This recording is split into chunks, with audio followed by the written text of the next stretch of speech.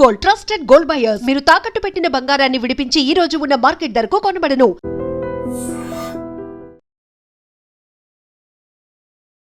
నమస్కారం, welcome to I dream. ధర్మ మార్గం విత్ విజిత కార్యక్రమానికి స్వాగతం.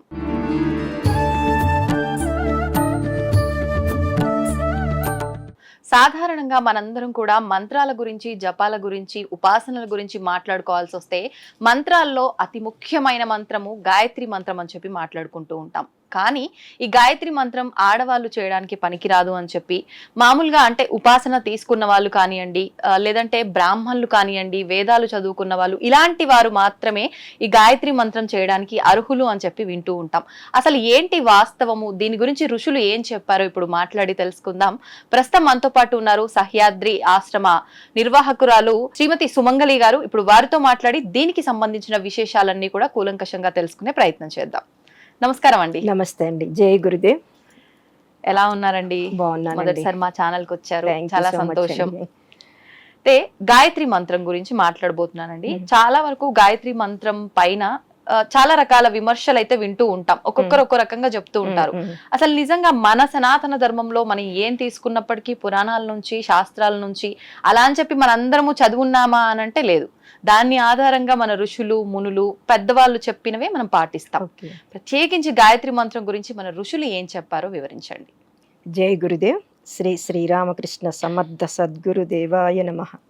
గాయత్రి మంత్రం అంటే ఇప్పుడు అందరికీ తెలుసండి. గాయత్రి మంత్రం చాలా వరకు చేస్తున్నారు. కానీ మన ఋషులు ఈ గాయత్రి మంత్రాన్ని ఋషి యొక్క స్థాయికి తీసుకెళ్ళటానికి ఈ గాయత్రి మంత్రాన్ని మానవ జాతికి అందించారండి.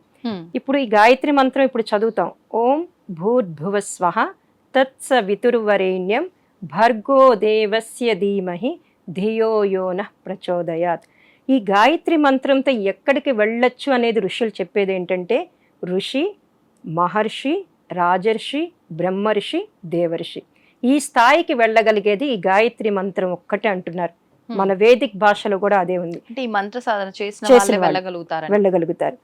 అంటే మామూలు సామాన్య మానవుడి దగ్గర నుంచి, దేవమానవుడి దగ్గర నుంచి, ఋషి నుంచి దేవర్షి స్థాయికి వెళ్ళగలిగేది గాయత్రి మంత్రం అండి. అది మన వేదిక్ భాషలో ఉంది. ఇంకోటి ఏంటి, మనం భక్తి అంటాం. భక్తి యోగము, కర్మయోగము, జ్ఞానయోగము, ఈ 3 యోగాలను కూడా నేర్చుకోవాలి అంటే, ఈ యోగాల గురించి తెలుసుకోవాలి అంటే దీనికి మాధ్యమం గాయత్రి మంత్రం అండి. ఇక్కడ మనం ఏమన్నాం, ఫస్ట్ ఓం. అవును. ఓం అంటే సృష్టి మొత్తంలో భగవంతుడిని పిలవాలి అంటే ఓం తప్పితే ఇంకొకటి లేదండి. ఇప్పుడు మనకి మన మహర్షులు కానీ మన వాళ్ళు చెప్పేది ఏంటంటే, పెద్దవాళ్ళు, భారత జాతి మొత్తం పోయినా, భారతదేశం మొత్తం కూడా నాశనం అయిపోయినా, భారతదేశంలో ఒక్క మనిషి ఉన్నప్పటికీ కూడా ఓం అనే శబ్దం ఉంటే భారతీయ తత్వం ఉంటుంది. ఒక్క ఓం అనే శబ్దానికి. ఆ ఓం ఏంటి, ఆ ఉ మాల కలయిక. అవును. ఓం అనగానే 3 అక్షరాలు అక్కడ ఉంటాయి. దాన్నే మనం కొంచెం సబ్జెక్ట్ డీప్గా వెళ్తే స్థూల సూక్ష్మ కారణ శరీరాలు అంటే మన భౌతిక శరీరము, ఆలోచనలు ప్లస్ కారణ శరీరం అంటే ఆత్మ శరీరం, ఈ 3టిని తెలిపేది ఓం అనే అక్షరం. దీన్ని ఇప్పుడు అందరూ కూడా మన పండితులు, మన గురువులందరూ కూడా ఒక్కొక్కళ్ళు ఒక్కొక్క ఆర్గనైజేషన్ నుంచి చెప్తూ ఉన్నారు, ఓంని ఇలా ఉచ్చారణ చేయండి. కానీ నా గురుదేవులైనటువంటి శ్రీరామకృష్ణ గురుదేవులు ఒకటే చెప్తారు, హిమాలయాలలో కూడా ఋషులు మనం ఒక తపస్సు చేసుకోవడానికి వెళ్ళినప్పుడు మనకు ఆ మంత్రం సిద్ధించాలి అంటే వాళ్ళు ఇచ్చేది కూడా ఫస్ట్ ఓం అనే మంత్ర దీక్ష. హిమాలయాస్ లో కూడా ఇచ్చే చాలా బుక్స్ కూడా నేను చదివాను. గురువు ఉపదేశానికి ముందర ఓం అనే ఇస్తారు. ఓం ఇచ్చిన తర్వాత దానిలో పరిపక్వత మనిషికి వచ్చిన తర్వాత నెక్స్ట్ స్టెప్ కి వెళ్ళగలుగుతారు. అందుకనే ఆవుమాలు అంటే ముందు మన భౌతిక జగత్తు అంటే ప్రతిరోజు జీవించే విధానంలో, తర్వాత మన ఆలోచనలో మార్పు రావాలి. మనం ఏంటి, ఆలోచించేది ఒకటి వస్తుంది, బయటికి చేసేది ఒకటి ఉంటుంది. ఆలోచన జగత్తులో మార్పు రావాలి. కారణ జగత్తుని ఆత్మిక జగత్తు అనొచ్చు, లేదా అసలు ఆలోచన పుట్టడానికి బీజం ఏర్పడేదే కారణ జగత్తు. ఈ 3 స్టేజ్ని మార్చేది ఓంకారం అండి. అందుకని మనం భగవంతుని పిలవాలంటే ఓంతోనే పిలుస్తాం, ఇంకొక శబ్దం లేదు. ఇప్పుడు ఇందాక మీరన్నట్టుగా నేను విన్నంత వరకు కూడా ఈ ఓం ఉచ్చరించే విధానం కూడా ఒక్కొక్కరు ఒక్కో రకంగా ఉచ్చరిస్తున్నారు. అసలు ఏంటి వాస్తవం ఏంటి, ఎలా ఉచ్చరించినా కరెక్టేనాది? అంటే జనరల్ గా ఈ ఓంకారాన్ని ఎలా ఉచ్చరించాలంటే ఆ ఊమాలతోనే ఉచ్చరించాలి. ఇప్పుడు నేను ఒకసారి ఉచ్చరించి చూపిస్తానండి. ఆ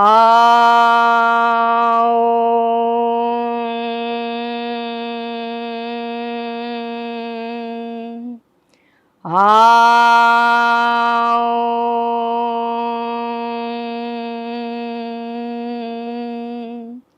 ఆ ఉ మ మ. మూడు మీరు మీకు అవును గమనించగలిగినట్టుంటారు. అర్థమైంది. ఈ మూడిటిని ఓంకారం అంటాం. హ్మ్. అందుకని మన పతంజలి మహర్షి ఏం చెప్తారంటే తస్య వాచకః ప్రణవః. మనకి పతంజలి యోగ సూత్రాలని ఉంటాయండి, మహేష్ యోగి ఇచ్చారు. ఆ. దాంట్లో ఏంటంటే తస్య వాచకః ప్రణవః, సృష్టి మొత్తం కూడా ఓంకారం మీద ఆధారపడింది. హ్మ్. ఇప్పుడు మనం పూజ చేసేటప్పుడు కూడా ఏమంటాము, ఓం ప్రతి మంత్రానికి ఓం.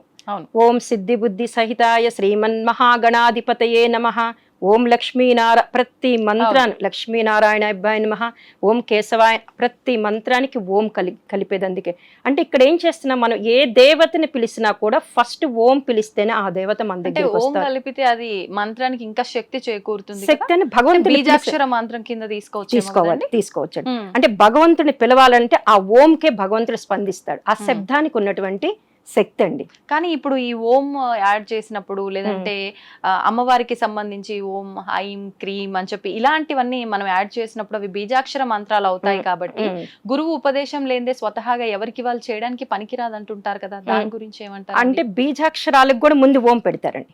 మీరు ఎన్ని బీజాక్షరం, ఇప్పుడు మహాలక్ష్మి మంత్రం ఉంది, ఓం శ్రీం హ్రీం శ్రీం కమలే కమలాలయే ప్రసీద ప్రసీద శ్రీం హ్రీం శ్రీం ఓం మహాలక్ష్మీ నమః. అంటే ఓం లేనిదే ఏ మంత్రం లేదు. అట్లనే బీజాక్షరాలు వేరండి. అంటే ఒక్కొక్క బీజాక్షరానికి ఒక్కొక్క శక్తిని తీసుకోవటానికి చేస్తాం. ఇక్కడేంటి అసలు ఎలా ఇప్పుడు కరెంట్ లేదనుకోండి, మనం ఏసీని ఉపయోగించలేం, కెమెరాని ఉపయోగించలేం, ఫ్యాన్ ఉపయోగించలేం. మనము ఏదైనా పరికరాలను ఉపయోగించుకోవాలంటే కరెంటు లేకపోతే ఎలా ఉపయోగించుకోలేమో, ఏ దేవతా శక్తిని పొందాలి అంటే ఓం ఉండాలండి. అందుకని ఓంకారం అనేది అది. తర్వాత ఏమంటున్నాం, భూర్ భువ స్వహ. భూర్ అంటే ప్రాణస్వరూపుడైన అని అర్థం. అంటే మనకి ప్రాణశక్తిని ఇస్తాడు. అక్కడ ప్రాణశక్తిని ఇస్తాడు. ప్రాణం అంటే ఏంటి, కదలిక ఉంటది. ఇప్పుడు మనం ఒక రాయిని తీసుకోండి, దానికి కదలిక ఉండదు, జడ పదార్థము అంటారు. దానికి కూడా ప్రాణశక్తినిచ్చి కొంచెం ప్రాణశక్తినిస్తే వృక్షం లాగా వస్తుంది, ఖనిజం నుంచి వృక్షం అవుతుంది. దానికి కూడా ఇంకొంచెం ప్రాణం పోసామనుకోండి జంతువు, దాని నుంచి ఇంకొంచెం ప్రాణం పెరిగింది అనుకోండి మానవుడి నుంచి ఎక్కడికి వెళ్తాడు, దేవమానవుడికి వెళ్తాడు. ఇదంతా కూడా ప్రాణశక్తి మీద ఆధారపడి ఉంది. అందుకనే ప్రాణస్వరూపుడైన మనకి ప్రాణశక్తిని ఇచ్చి మనిషి నుంచి దేవమానవుడుగా తీసుకెళ్లేది భూ అనే అక్షరం అండి. తర్వాత భువ, ఓం భూర్ భువ. అంటే దేవమానవుడు అన్నారు. నేను ఈ పదాన్ని కొత్తగా వింటున్నా. యాక్చువల్ గా మానవుడు వరకు ఓకే, తర్వాత మానవ జీవితం అనేది ఇంకా జన్మరాహిత్యం, మోక్షం పొందుతారని చెప్పి అంటారు. మరి ఈ పర్సన్ అంటే మీరు చెప్పిన ఈ పదం ఎవరికి వర్తిస్తుంది? దేవమానవుడు అంటే దైవీ గుణాలు ఉంటాయండి, మానవ శరీరంతో ఉంటాడు.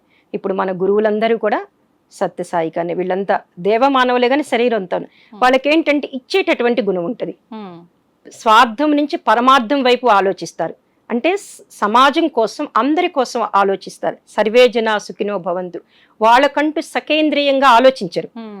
ఆ పరమార్థం కోసము దైవీ గుణాలుండి దేవతా కార్యక్రమాలు చేసేవాళ్ళని దేవమానవుడు. కానీ మళ్ళాగే ఉంటారు, మనతో పాటే సమాజంలో తిరుగుతూ ఉంటారు. కానీ వాళ్ళ యొక్క ఆలోచన విధానం వేరుగా ఉంటుంది, వాళ్ళు చేసే పనులు వేరుగా ఉంటాయి.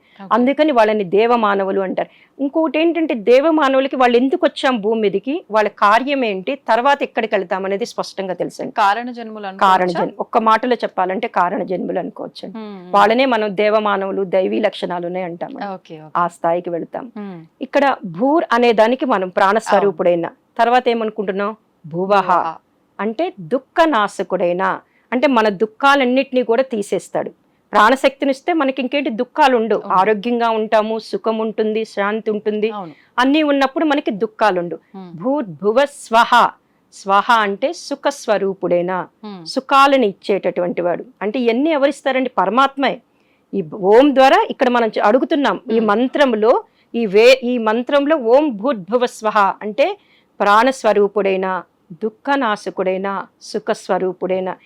ఈ ఓం భూర్భువ స్వహ అనేది వ్యాహృతి అంటారు. అంటే అండి వ్యాహృతి అంటే గాయత్రి మంత్రంలో 24 అక్షరాలు ఇక్కడి నుంచి స్టార్ట్ అవుతాయి.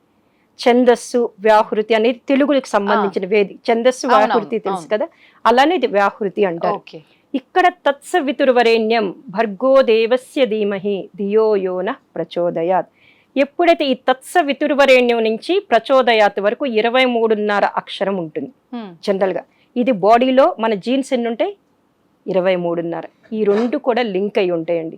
అది చాలా మందికి తెలియదు. సైంటిఫిక్ గా కూడా పిల్లలు లేనటువంటి వాళ్ళకి పిల్లలు పుట్టట్లేదు అంటే వాళ్ళని ప్రతిరోజు కూడా ఒక 10 అంటే 1000 సహస్ర గాయత్రి చేయిస్తే వాళ్ళల్లో ఆ గర్భసంచిలో కానీ వాటిలో ఆ హార్మోన్స్ ఏర్పడి ఆ జీన్స్ కూడా మళ్ళీ అవి యాక్టివేట్ అయ్యి వాళ్ళకి పిల్లలు అంటే జీన్స్ వల్లనే పిల్లలు పుట్టకపోవచ్చు. ఈ గాయత్రి మంత్రం జీన్స్ ని కూడా మార్చేస్తుంది. అందువల్ల ఆ 24 అక్షరాలని ఇప్పుడు మనం అందరం అనుకుంటున్నాము. ఆ 24 అక్షరాల వల్ల జీన్స్ యాక్టివేట్ అవుతాయి. అట్లనే ఈ స్వహ భూర్భువ స్వహ అని అనుకున్నాం. తత్స్ అంటే ఆ అంటే ఆ తత్స్ అనేది ఆ అంటాం. భగవంతుడు అనొచ్చు, ఆ పరమాత్మ అనొచ్చు. తత్స్ వితురువ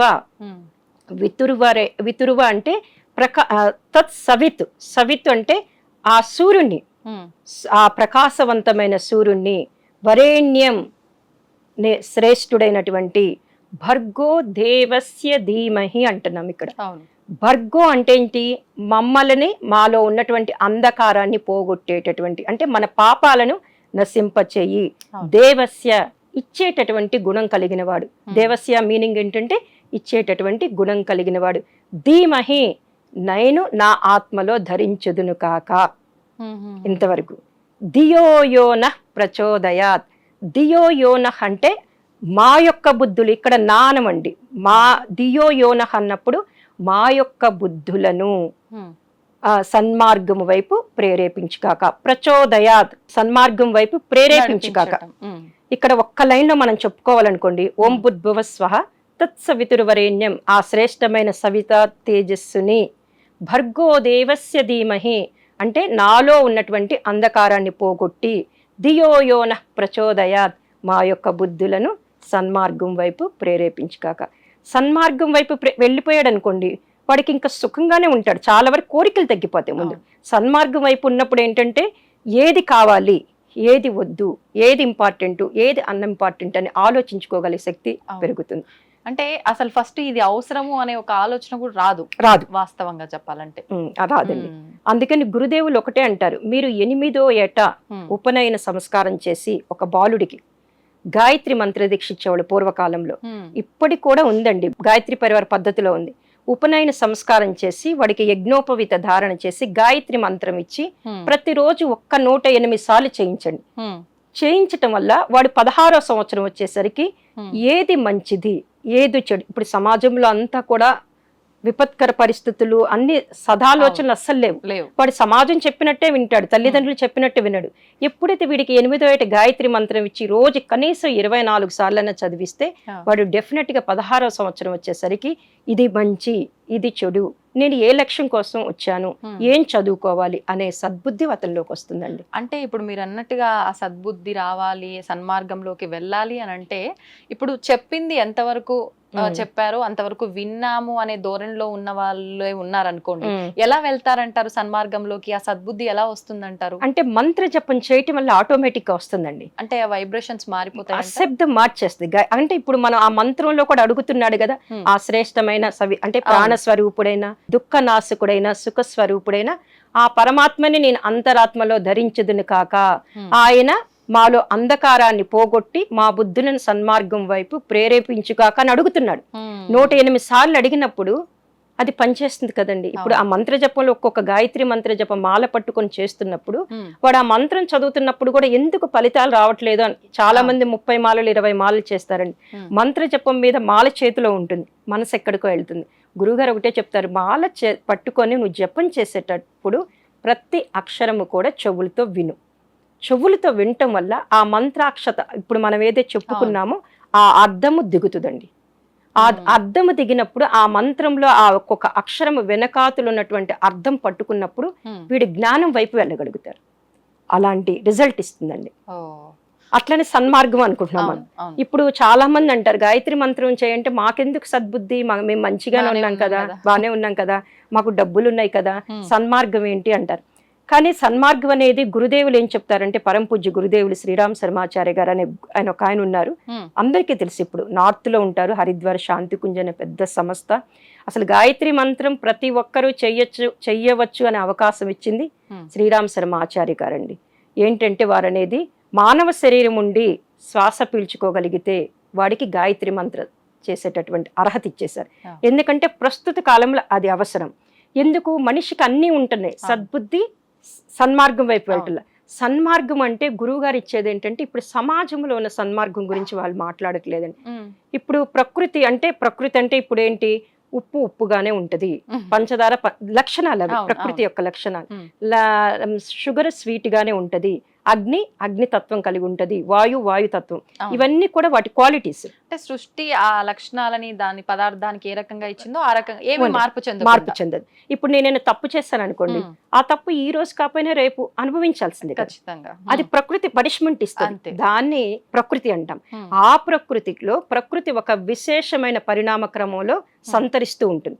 ప్రకృతి ఏంటి, వీడేం తప్పు చేశాడు, వాడేం చేశాడు, అట్లా ప్రకృతి ఏది ఏం చెయ్యాలో, ఎప్పుడు ఏం చెయ్యాలో, ఏ యుగంలో ఏం చెయ్యాలో ప్రకృతి ఒక విశేషమైనటువంటి పరిణామ క్రమంలో సంతరించినప్పుడు దాంట్లో మానవుడు కూడా ఒక భాగమే, మానవ జాతి మొత్తం కూడా ఆ భాగమే. ముందు మిగతా జీవుల కన్నా, అంటే మిగతా జీవులు అంటే వృక్షానికి ప్రాణం ఉంటుందండి, ఖనిజానికి రాయికి ప్రాణం ఉంటుంది, జంతువుకి ప్రాణం ఉంటుంది. కానీ వాటి యొక్క క్వాలిటీస్ ని వాటిని కరెక్ట్ గానే పెట్టుకుంటాయి. ఇప్పుడు చూడండి, కుక్కను చూస్తే విశ్వాసం, దాని విశ్వాసం దానికి ఉంటుంది, పిల్లి దానికి ఉండే క్వాలిటీ దానికి ఉంటుంది.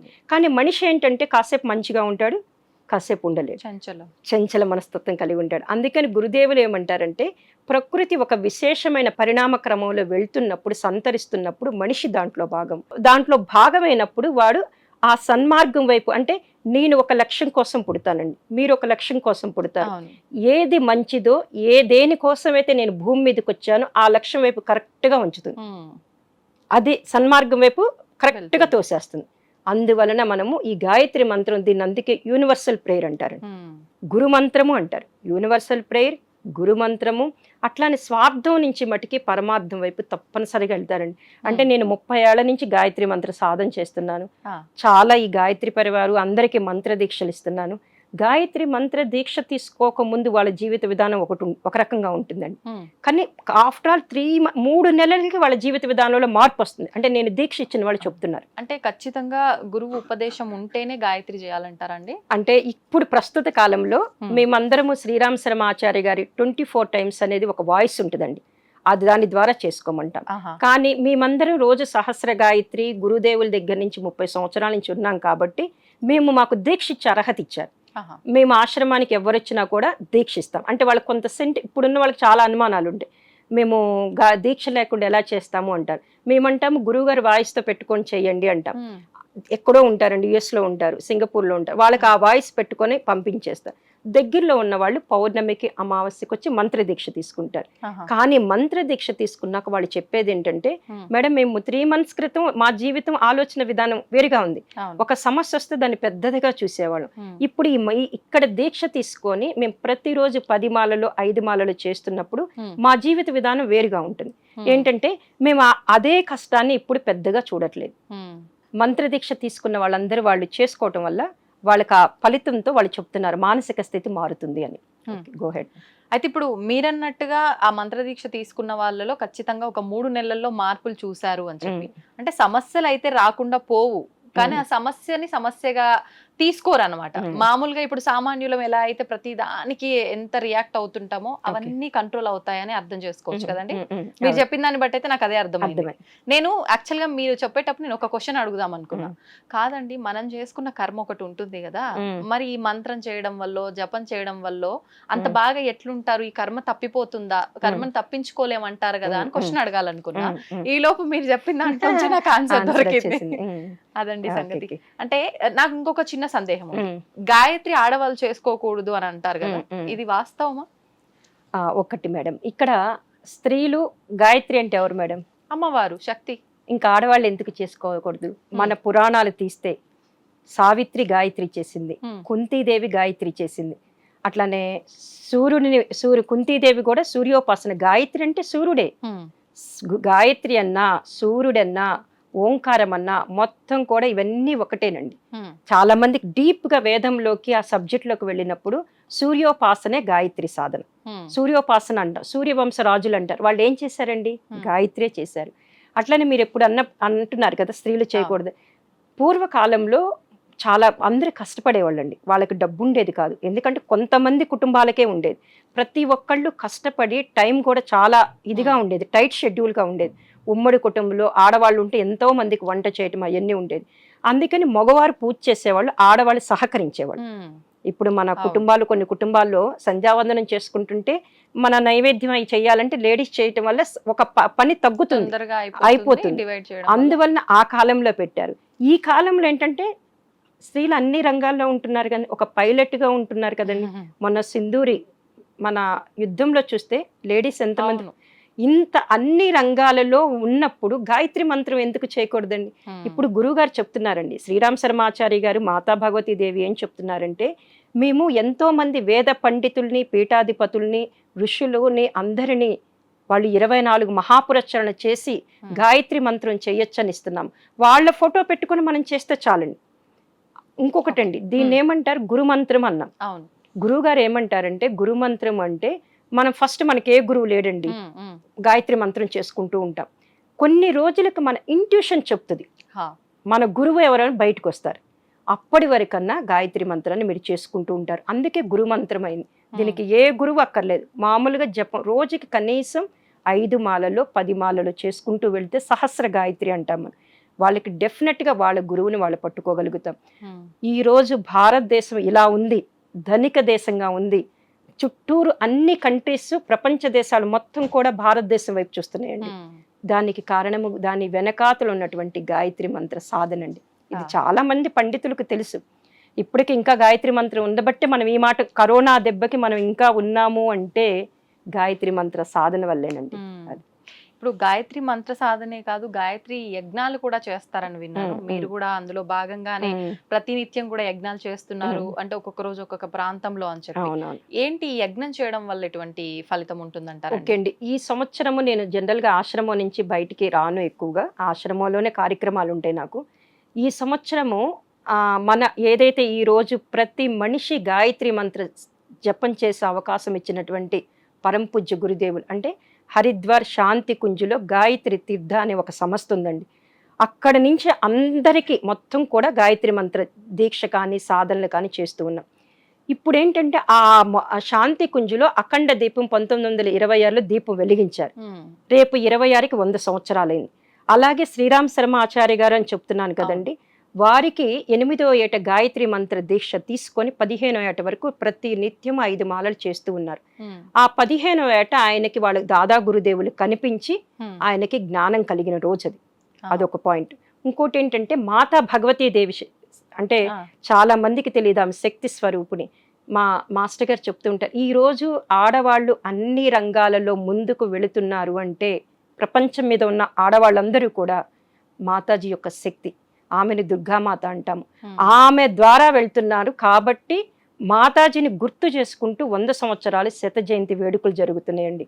దీని సందర్భంగా మాకు హరిద్వార్ నుంచి ఒక ఇన్ఫర్మేషన్ మెసేజ్ ఇచ్చారు.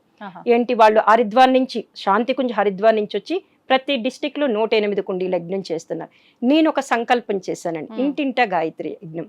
అంటే ప్రతి ఇంట్లో కూడా ఈ గాయత్రి యజ్ఞం చేసి వారికి గురుస్థానం ఏర్పాటు చేసి నేను దేవస్థాపన చేసి వస్తాను. ఆ ఇంట్లో యజ్ఞం చేసినప్పుడు ఒక 20 మందిని పిలుస్తారు. వాళ్ళందరికీ కూడా మంత్రదీక్ష చేసి మంత్రదీక్ష ఇస్తాను. మంత్రదీక్ష ఇచ్చి ఈ యజ్ఞంలో వాళ్ళని కూడా పాల్గొనేటట్టు చేసి ఆహుతులు వేసి మనము గురుస్థానం పెడతాం. ఎందుకంటే ఈ సంవత్సరం అంటే ఈ సంవత్సరం మంచితో పాటు చెడు కూడా ఎక్కువ ఉంది మేడం. మనం చూస్తే ఫిబ్రవరి నుంచి చూస్తే భూకంపాలు 2-3 భూకంపాలు వచ్చినాయి. యుద్ధం, అనుకోనటువంటి యుద్ధం. కానీ దాంట్లో నుంచి మనము ఒక 3వ ప్రపంచ యుద్ధం అనుకుంటారో ఏమనుకుంటాం, తేలిగ్గా బయటపడ్డాము. అలాగే ఇప్పుడు బయటికి వెళ్ళిన వ్యక్తి మళ్ళీ క్షేమంగా వస్తాడా తెలియదు, ఫ్లైట్ ఎక్కిన వాడు వస్తాడా తెలియదు, ట్రైన్లో వెళ్ళిన వాడు ఏ సర్క్యూట్ వల్ల ఏం జరుగుతుందో తెలియదు. అట్లనే బైక్ మీద వెళ్ళిన వాడు కూడా యాక్సిడెంట్స్ వల్ల ఏదో రూపంలో వెళ్ళిపోతున్నారు. అందుకని మేమేం చేశామంటే, ఇప్పుడు ఉన్న పరిస్థితుల్లో ఈ సంవత్సరము మంచితో పాటు చెడు కూడా ఎక్కువ ఉంది కాబట్టి హరిద్వార్ యొక్క మెసేజ్ మీద ఇంటింట గాయత్రి యజ్ఞం చేస్తున్నాము. ఇప్పుడు ఈ హైదరాబాద్లో కూడా ఇంచుమించు హైదరాబాద్లో 15 యజ్ఞాలు చేశానండి. అట్లానే బెంగళూరు అంటే తెలంగాణ, ఆంధ్ర అనుకున్నాను, కానీ కర్ణాటక, తమిళనాడులో కూడా ఉన్నాయండి. అక్కడ కూడా వెళ్ళి అంటే ఇట్లా లింక్ అయిన వాళ్ళు ఉంటారు కదండి, వాళ్ళకి మంత్రదీక్ష ఇస్తాను, యజ్ఞం చేస్తాను. యజ్ఞం ఏం చేస్తుందంటే అక్కడ మేమేం చేస్తామంటే యజ్ఞం చేసేటప్పుడు 33 రకాల వనమూలికల హవన ద్రవ్యం ఉంటుందండి. అది హిమాలయాస్ నుంచి వస్తుంది. ఆ వనమూలికలన్నిటిని ఆరబెట్టేసి ఎండబెట్టి పౌడర్ చేసి పంపిస్తారు, హరిద్వార్ నుంచి వస్తుంది. దాన్ని ఎప్పుడైతే మనం గాయత్రి మంత్రోచ్చారణతో హవనం అగ్నిలో వేస్తామో అది 1000 రెట్లు ఫలితం ఇస్తుందండి వనమూలికలు. ఎప్పుడైతే వీళ్ళు ఏ మంత్రాన్ని చదువుతూ ఏ దేవతకి, అంటే అసలు యజ్ఞము అంటే ఒక సమగ్ర శాస్త్రంగా తీసుకోవాలంటే దేవతలకి ఆహారం పెట్టడమే యజ్ఞం అండి. మనకి భగవద్గీతలో 3వ అధ్యాయంలో కూడా చెప్తారు శ్లోకంలో, సహయజ్ఞ ప్రజా సృష్ట అని. అంటే యజ్ఞంతో పాటే మనం ప్రతి మనిషి యజ్ఞంతో పాటు పుట్టాడు. కోరికలు తీర్చుకోవడానికి మనం యజ్ఞం చేస్తాం. ఇప్పుడు ప్రతి ఒక్కరికి ఒక్కొక్క సమస్య ఉంటుంది కదండి, ఏదో ఒక సమస్య, అనారోగ్యం. అందువల్ల వాళ్ళింట్లో యజ్ఞం చేశాననుకోండి, వాళ్ళు సుఖంగా ఉంటారు కదా. వాళ్ళు సుఖంగా ఉండి ఇటు సన్మార్గం వైపు, అంటే సన్మార్గం వైపు అంటే ఎవల్యూషన్ వైపు వెళ్తారని నా ఇంట్యూషన్ అండి. అట్లనే ఈ వనమూలికల పౌడర్తో ఆహుతులు వేసి విశేష మంత్ర ఆహుతులతో వేయటం వల్ల వాళ్ళలో ఉన్నటువంటి మానసిక రుగ్మతులు పోతాయి, శాంతి వస్తుంది, ఆరోగ్యం వస్తుంది. ఇప్పుడు నేను వరకు చేసింది 30 యజ్ఞాలు చేశామండి. అటు వైజాగ్, బొబ్బిలి, తణుకు అన్ని చోట్ల చేస్తే అన్ని చోట్ల వాళ్ళు నాకు వెంటనే ఫోన్ చేసి చెప్పారండి, చాలా రిజల్ట్ వచ్చింది. నిన్నటి దాకా ఏదో బాధగా, ఏదో ఒక అశాంతిగా ఉన్న వాళ్ళకి యజ్ఞం చేసి వచ్చిన తర్వాత వాళ్ళు నాకు ఫోన్ చేసి చెప్పడం ఏంటంటే, చాలా తృప్తిగా ఉంది మేడం. అట్లనే గురుస్థానం అని పెట్టాం మేము. ఆ గురుస్థానం పెట్టాక వాళ్ళకి వెంటనే ఆ గురుస్థానం పెట్టడం వల్ల ఆ గురువు అనుగ్రహం వెంటనే కలిగినట్టుంది. చాలా రిజల్ట్ రావటం జరిగింది మేడం. అందుకని ఈ సంవత్సరం మొత్తం ఇలా యజ్ఞాలు ఫిబ్రవరి వసంత పంచమి వరకు చేస్తాం మేడం. ఎవరు పిలిచినా వచ్చి కూడా ఈ యజ్ఞం చేస్తాం. వాళ్ళు సుఖంగా ఉండాలని. ఇంట్లో యజ్ఞం అంటే చాలా ప్రాసెస్ ఉంటుందని భయపడుతున్నారు. అంత ప్రాసెస్ కాదు. ఇది 1.5 గంటల సమయాన్ని వాళ్ళు మాకు కేటాయిస్తే రెగ్యులర్ గా ఉండే పూజా సామాగ్రితో, సమిదలు, హోమకుండితో, ఈ హవన ద్రవ్యంతో, ఆవు నెయ్యితో యజ్ఞం చేస్తాం మేడం. అంటే అవన్నీ మీరే అంటే వాళ్ళు అంటే హవన ద్రవ్యము, హోమకుండి, అంటే వేదికి సంబంధించిన కాష్టపాత్ర అవన్నీ మేము తీసుకెళ్తాం మేడం. మిగతా ఎండు కొబ్బరి, ఆవు నెయ్యి, పూలు, అక్షంతలు అవన్నీ ఇంట్లోనే ఉంటాయి కదా, అది వాళ్ళు ప్రొవైడ్ చేస్తారండి. మొత్తానికి మీరు వసంత పంచమి వరకు కార్యక్రమాలు 108 యజ్ఞాలు చేయాలని, 108 గృహాల్లో చేయాలని సంకల్పం అండి. ఆల్రెడీ 30 అయినాయి, తొందరలోనే అయిపోతాయి. ఎట్లాగో ఇప్పుడు మనకి శ్రావణ మాసము, ఈ మాసాలన్నీ కూడా దైవికమైన మాసాలు కాబట్టి అవుతాయండి. సంతోషం అండి. చాలా అంటే సందేహాలు ఉన్నాయి గాయత్రి మంత్రం గురించి. నిజంగా మంచి వివరణ ఇచ్చారు. ధన్యవాదాలండి.